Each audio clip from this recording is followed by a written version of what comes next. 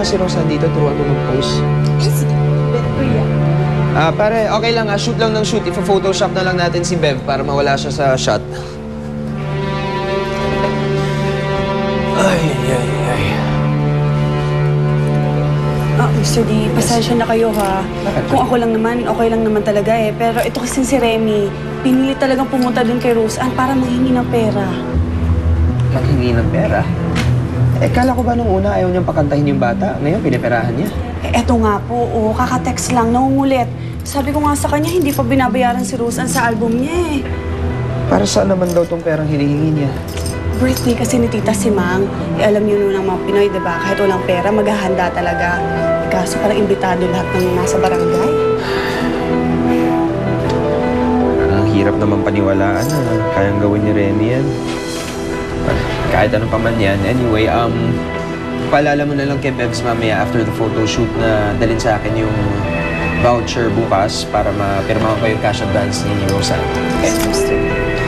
Pero, birthday ni Darling bukas.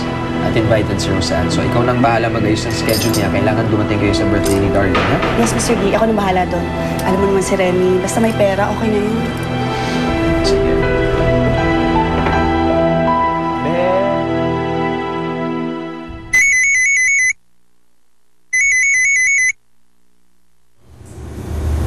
Hello?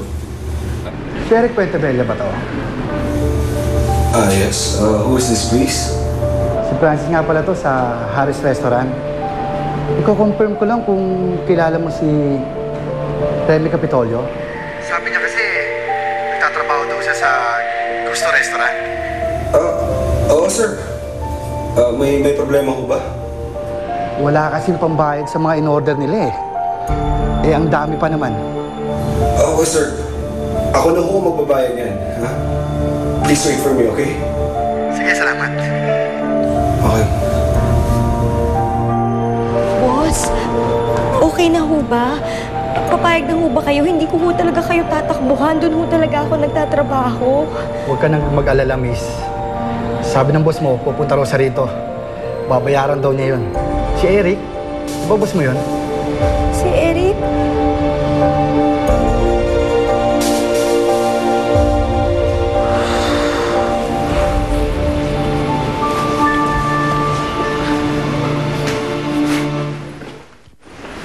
Oh, Mick.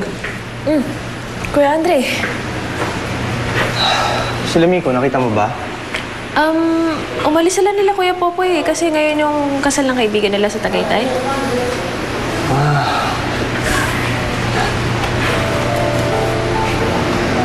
Uy, Kuya Andre. Anong problema? Nag-away na naman ba kayo ni Iris? Gusto mo kausapin ko siya. Nakita ko siya, Mick. Sino? Si Eric. Ito, sir. Thank you. Thank you, ah. Sensya na. Okay. Thank you, sir.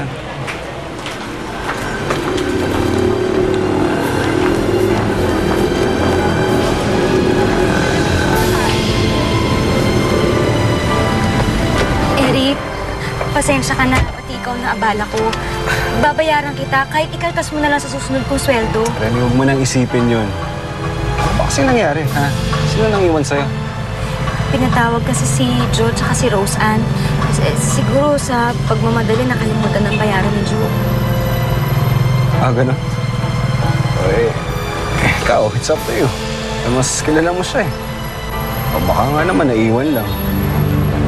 Alam mo, sa totoo, hindi na ako komportable sa mga nangyayari. Bakit? Gusto mo pag-usapan natin yan?